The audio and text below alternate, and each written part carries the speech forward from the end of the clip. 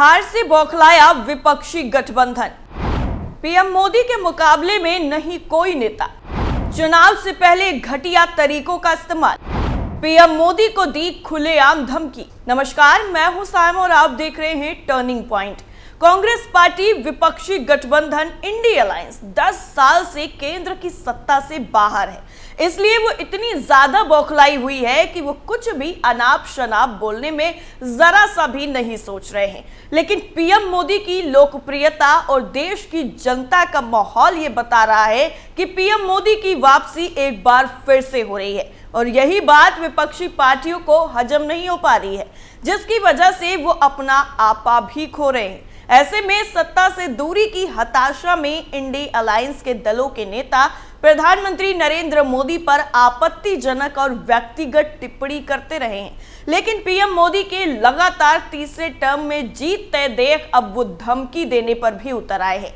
INDI alliance का असली चेहरा अब बेनकाब होता जा रहा है। अब ये हत्या की बात तक करने लगे हैं। अभी हाल ही में जो वीडियो सामने आया उसके बाद सियासी गलियारों में हड़कंप मच गया। झारखंड के कोडरमा में जिस तरीके से इंडी गठबंधन की बैठक में राजद नेता अवधेश सिंह यादव ने कहा कि प्रधानमंत्री की खोपड़ी में गोली मार देनी चाहिए, ये किसी भी राजनीतिक दल के लिए शर्मसार करने वाला बयान है कि वो अपने पीएम के लिए ऐसी बातें कर रहा है।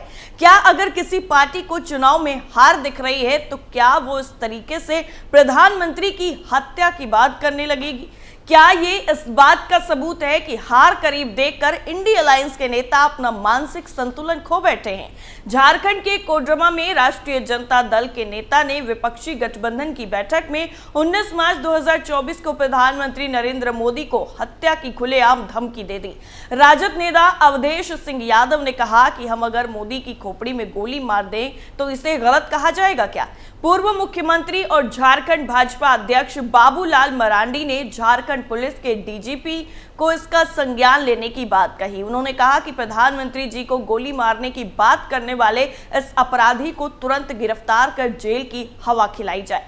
इसी तरीके से 13 मार्च 2024 को भी तमिलनाडु के डीएमके सरकार में मंत्री टीएम अनबरसन ने पीएम मोदी के खिलाफ विवादित बयान दिया था और ये बयान एक भरी सभा में मंच पर दिया गया। अनबरसन ने कहा कि मैंने अभी शांति रखी हुई है क्योंकि मैं एक मंत्री हूं, मैं मंत्री ना होता तो उसको टुकड़े टुकड़े कर देता। आप भी सुनिए जरा। அதாவது எவ்வளவு பிரதமர் நாங்க பாத்துக்கிறோம், இவ்வளவு மட்டமா பேசுற போது பிரதமரை நாங்க பார்க்கவே இல்லை. ஓய்ச்சிருவாரு, ஓய்ச்சிருவியா எப்படி சொன்னார கொஞ்சம் சொல்ற கேட்டுதான். இந்த திமுக வந்து சாதாரணமான இயக்கம், பல பேர் உயிர் தியாகம் செய்து வளர்க்கப்பட்ட இயக்கம், ரத்தத்தை சிந்தி வளர்த்த இயக்கம் இந்த திமுக. யாரோ ஒழிக்கணும்னு சொன்னான், அவன் தான் ஒழிஞ்சு போயிடுவாங்க தவிர இந்த இயக்கம் கம்பீரமாக நிற்கும். எல்லாம் வேற எங்கன்னா போய் பாரு. நான் அமைச்சர் போய் அடைக்கி வாசிக்கிறேன், இல்லைன்னா பீஸ் ஆகிடுவேன். लोकसभा चुनाव 2014 के वक्त भी कांग्रेस के सहारनपुर से प्रत्याशी इमरान मसूद ने भी पीएम मोदी को धमकी दी थी। मसूद जनता के सामने कह रहा था कि मैं मोदी की बोटी बोटी काट डालूंगा, उन्हें मैं ऐसा सबक सिखाऊंगा कि वो याद रखेंगे। इमरान ने यह भी कहा कि यूपी गुजरात नहीं है, गुजरात में केवल 4% मुसलमान है, यूपी में 22% मुसलमान है, मैं उसे ऐसा सबक सिखाऊंगा कि वो याद रखेगा। और इतना ही नहीं, ये बयान तो अभी ताजा बयान है, लेकिन विपक्षी पार्टियों का पूरा इतिहास रहा है, पूरा कच्चा चिट्ठा है जिसमें वो पीएम मोदी को अपमानित करते हुए नजर आ रहे हैं। तो चलिए आपको भी बताते हैं कुछ ऐसे ही नेताओं के बारे में जो अपनी भाषा पर नियंत्रण नहीं रख पाते हैं। इस लिस्ट में सबसे पहला नाम है राहुल गांधी का, जिन्होंने एक बार नहीं कई बार पीएम मोदी को लेकर ऐसे बयान दिए हैं जिसको लेकर काफी बवाल भी हुआ है। अब एक परिवार में राहुल गांधी की भारत जोड़ो न्याय यात्रा के दौरान छत्तीसगढ़ में दिए गए बयान का हवाला दिया गया, जिसमें यह कहा गया है कि राहुल गांधी ने छत्तीसगढ़ में कहा था कि पीएम मोदी जन्मजात ओबीसी नहीं है, उनका जन्म ओबीसी वर्ग में नहीं हुआ था। उनके इस बयान को देश की शांति, सुरक्षा, एकता और अखंडता के खिलाफ बताया गया है। परिवार पर महानगर मजिस्ट्रेट कोर्ट ने कार्यालय रिपोर्ट के लिए 23 फरवरी की तारीख भी दी थी। सबसे पहले मैं आपको बताना चाहता हूं, नरेंद्र मोदी ओबीसी पैदा नहीं हुए थे। से सुनो, नरेंद्र मोदी जी दिल्ली का, सुनो भैया, मैं बहुत गहरी बात बोल रहा हूं, आपका लोगों का, आप सब लोगों का भयंकर बेवकूफ बनाया जा रहा है। राहुल गांधी ने 2019 लोकसभा चुनाव के दौरान रांची के अलावा कुछ और रैलियों में भी विवादित टिप्पणी की थी। उन्होंने भाजपा और प्रधानमंत्री पद की गरिमा को दरकिनार कर देश के प्रधानमंत्री नरेंद्र मोदी पर व्यक्तिगत हमला किया। उन्होंने कहा था कि नीरव मोदी, ललित मोदी, नरेंद्र मोदी, इन सभी का एक ही उपनाम मोदी कैसे है? सभी चोरों का एक ही उपनाम मोदी कैसे है? राहुल गांधी ने जब ये टिप्पणी की थी तब वो कांग्रेस अध्यक्ष थे। 2019 के लोकसभा चुनाव के प्रचार के दौरान राहुल गांधी ने चौकीदार चोर है का नारा दिया था। राहुल ने फ्रांस के साथ राफेल लड़ाकू विमान के सौदे में घोटाला होने का भी दावा किया था। साथ ही ये भी कहा था कि सुप्रीम कोर्ट ने भी मान लिया है कि चौकीदार चोर है। राहुल गांधी के इस चौकीदार चोर है वाले बयान को लेकर मानहानि का केस भी दर्ज हुआ। मामला जब सुप्रीम कोर्ट पहुंचा तो 3 बार माफीनामा दाखिल किया गया। आखिरी माफीनामे में लिखा था कि वो बिना शर्त अपने बयान के लिए क्षमा चाहते हैं। कांग्रेस अध्यक्ष मल्लिकार्जुन खड़गे भी इसमें पीछे नहीं है। उन्होंने 17 नवंबर 2023 को तेलंगाना विधानसभा चुनाव के लिए कांग्रेस का घोषणा पत्र जारी किया। इसके बाद कांग्रेस अध्यक्ष ने जनसभा को संबोधित करते हुए पीएम मोदी के पिता पर आपत्तिजनक बयान दिया। उन्होंने कहा कि प्रधानमंत्री मोदी और बीजेपी कभी सच नहीं बोलते हैं। हम बोलते हैं कि प्रधानमंत्री मोदी झूठे हैं तो आप गुस्सा करते हैं। मैं कहता हूं कि प्रधानमंत्री तो एक तरफ है, यहां बैठा पीएम का बाप भी झूठ बोलने में कम नहीं है। उन्होंने भी बोला कि मैं ये करता हूं, वो करता हूं। कांग्रेस अध्यक्ष ने प्रधानमंत्री मोदी के पिता की तुलना तेलंगाना के मुख्यमंत्री केसीआर से कर दिवंगत आत्मा का अपमान किया, इसका आरोप भी लगा। ये है, इसीलिए मोदी झूठ है हम बोले तो आप चंद लोग उनके गुस्से में आते हैं। प्राइम मिनिस्टर को ऐसा बोले, अरे प्राइम मिनिस्टर का एक तरफ, प्राइम मिनिस्टर का बाप यहां बैठा, उन्हें भी झूठ,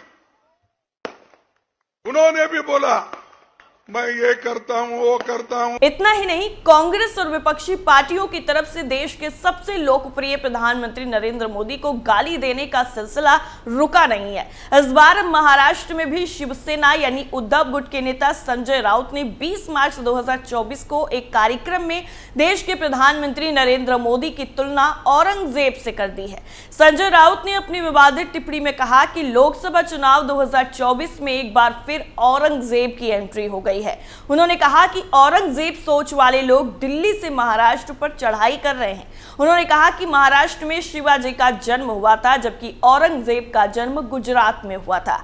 महाराष्ट्र में दरअसल 20 मार्च को एक कार्यक्रम में शिवसेना उद्धव गुट के नेता संजय राउत ने देश के पीएम मोदी की जो तुलना है वो औरंगजेब से कर दी, जिसके बाद काफी बवाल हो रहा है। राउत ने अपनी विवादित टिप्पणी में कहा कि लोकसभा चुनाव 2024 में एक बार फिर जिस तरीके से औरंगजेब की एंट्री हो गई है वो लोग अब महाराष्ट्र पर चढ़ाई कर रहे हैं। राजद नेता लालू यादव ने भी इस मामले में सबको पीछे छोड़ दिया।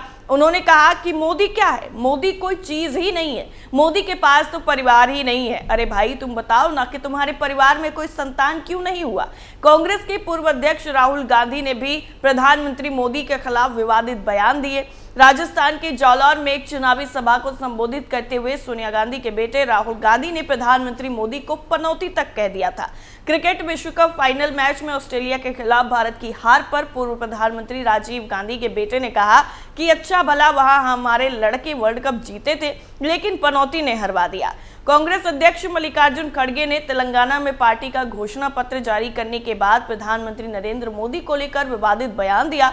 उन्होंने कहा कि क्या आपके खाते में 15 लाख रुपए आए, क्या किसानों की आय दोगुनी हुई। उन्होंने कहा कि मोदी सब झूठ बोलते हैं लेकिन हम जब ये बोलते हैं तो आप चंद लोग गुस्सा हो जाते हैं। इतना ही नहीं, उन्होंने पीएम मोदी के पिताजी की अपमान भी किया जिसके बाद काफी ज्यादा बवाल हुआ। कांग्रेस अध्यक्ष मल्लिकार्जुन खड़गे ने जोधपुर में कहा कि 2014 में पीएम मोदी ने कहा था कि अगर मेरी सरकार बनी तो देश के बाहर का काला धन हिंदुस्तान वापस लाकर हर किसी की जेब में 15 लाख आएंगे।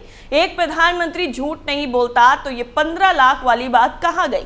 फिर 2 करोड़ नौकरी सालाना देने की बात करते हैं, अब तक तो 19 करोड़ नौकरी देनी थी, मिली किसी को नौकरी। मैं कहता हूं कि मोदी झूठ बोलते हैं और वो तो झूठों के सरदार है। ऐसे झूठ बोलना उनकी आदत है। इतना ही नहीं, राष्ट्रीय प्रवक्ता नीरज मिश्रा ने भी प्रधानमंत्री मोदी के खिलाफ जहर उगला। उन्होंने एक न्यूज चैनल में बहस के दौरान प्रधानमंत्री नरेंद्र मोदी के खिलाफ अपमानजनक शब्दों का इस्तेमाल किया। उन्होंने कहा कि मोदी जी शायद समझ गए हैं कि उनके नालायक और निकम्मा कोई भी राजनीतिक कार्यकर्ता इस देश में नहीं है। संघ के उन कार्यकर्ताओं के ऊपर नरेंद्र मोदी जी ने सवालिया निशान खड़ा कर दिया है कि वो इस सरकार की जो भी योजनाएं रही उसको लोगों तक नहीं पहुंचा पाए। हरियाणा कांग्रेस अध्यक्ष उदय भान ने प्रधानमंत्री मोदी के खिलाफ अपशब्दों का इस्तेमाल किया है। राहुल गांधी के करीबी उदय भान ने प्रधानमंत्री के साथ ही पूर्व सीएम मनोहर लाल खट्टर के खिलाफ भी आपत्तिजनक शब्दों का इस्तेमाल किया। कांग्रेस की मोहब्बत की दुकान से जहर उगलते हुए उदय भान ने कुछ ऐसे शब्दों का इस्तेमाल कर दिया जिनका जिक्र हम यहां पर कर भी नहीं सकते। लेकिन आगे वो कहते हैं कि उसने जीते जी अपनी पत्नी को मार दिया और नीचे वाले को पता ही नहीं है क्या होता है घर परिवार चलाना। तो इस तरीके से चल रहा है। 77वें स्वतंत्रता दिवस के पावन अवसर पर कांग्रेस प्रवक्ता आलोक शर्मा ने भी अपनी सारी हदें पार कर दी। उन्होंने अपनी नफरती जुबान से देश के पीएम को अपमानित करने का काम किया। एक न्यूज चैनल में लाइव कार्यक्रम में आलोक शर्मा ने सारी मर्यादाओं को लांघते हुए प्रधानमंत्री मोदी की तुलना दुनिया के सबसे खूंखार आतंकी रहे ओसामा बिन लादेन से कर दी।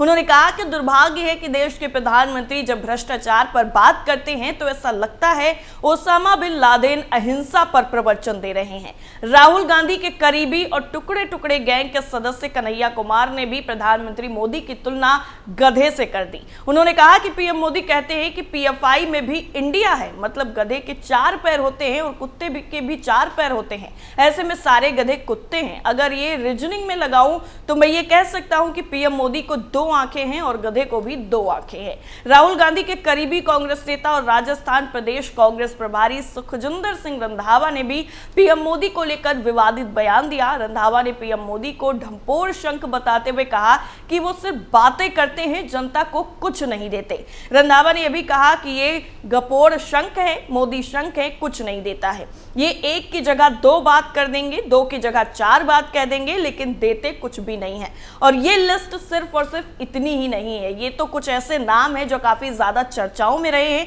लेकिन इसमें और भी बहुत सारे लोगों के नाम शामिल हैं जो अपनी हार के डर से पीएम मोदी को अपशब्द कहने से पीछे नहीं हट रहे हैं। लेकिन लोकसभा चुनाव में क्या होगा इसका फैसला देश की जनता करेगी। आपकी राय क्या है हमें कमेंट करके जरूर बताइएगा। फिलहाल के लिए इतना ही। बाकी तमाम खबरों के लिए आप जुड़े रहिए कैपिटल टीवी के साथ। नमस्कार।